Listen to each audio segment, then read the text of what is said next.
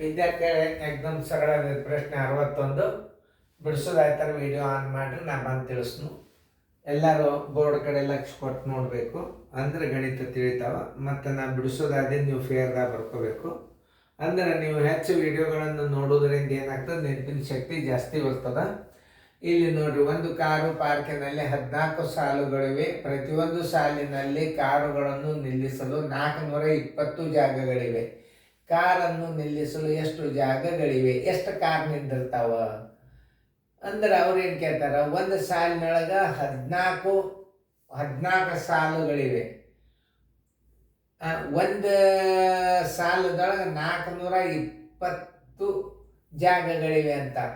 ಒಂದು ಕಾರ್ ಪಾರ್ಕಿನಲ್ಲಿ 14 ಸಾಲುಗಳಿವೆ. ಪ್ರತಿಯೊಂದು ಸಾಲಿನಲ್ಲಿ ಕಾರುಗಳನ್ನು ನಿಲ್ಲಿಸಲು 420 ಜಾಗಗಳಿವೆ.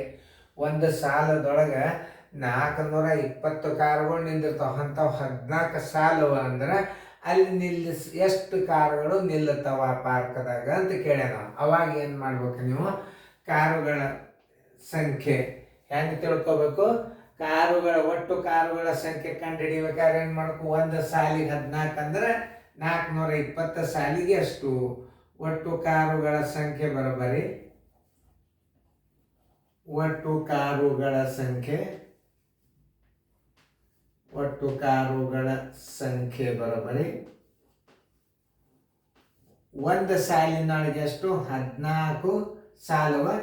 ಒಂದು ಸಾಲಿನೊಳಗೆ 420 ಕಾರುಗಳು ನಿಂದಿರ್ತಾವ. 14 ಸಾಲಿನಾಗ ಎಷ್ಟು ನಿಂದಿರ್ತಾವ ನೋಡಿ. 14 ಪೂಜೆ 14 28 ಕೈಲ ಬಂತು 2.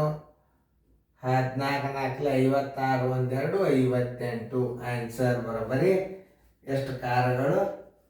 5880 ಕಾರುಗಳು. ಉತ್ತರ ಸಂಖ್ಯೆ ಇಲ್ಲದೆ ಹುಡುಕ್ಯಾಡು. ಪ್ರಶ್ನೆ ಸರಿಯಾಗಿ ಅರ್ಥ ಮಾಡ್ಕೊಂಡು ಬಿಟ್ರೆ ಮುಗಿಯುತ್ತೆ. 5880 ಕಾರುಗಳ ಸಂಖ್ಯೆ ಎದಾಗದ ಉತ್ತರ ಸಂಖ್ಯೆ ಎ. ಇಂಥವೆಲ್ಲ ಸರಳ ಲೆಕ್ಕ ನೀವು ಒಂದ್ಸಲ ನೋಡಿಬಿಟ್ರೆ ಮುಗಿದು. ಯಾವ ವಿಚಾರ ಮಾಡಿ ಮಾಡೋ ಲೆಕ್ಕಗಳು ಇರ್ತಾವಲ್ಲ ಅದೊಂದು ಭಾಳ ನೆನ್ಪಿಟ್ಕೋಬೇಕು ನೀವು, ಅಂದರೆ ಕೆಲಸ ಆಗ್ತದೆ. ತಿಳಿತಾ? ಸರಿಯಾಗಿ ನೋಡ್ರಿ, ಚಂದಾಗಿ ನೋಡ್ಕೋರಿ, ಬರೀರಿ, ಬರ್ಕೋರಿ ಫೇರ್ದಾಗ.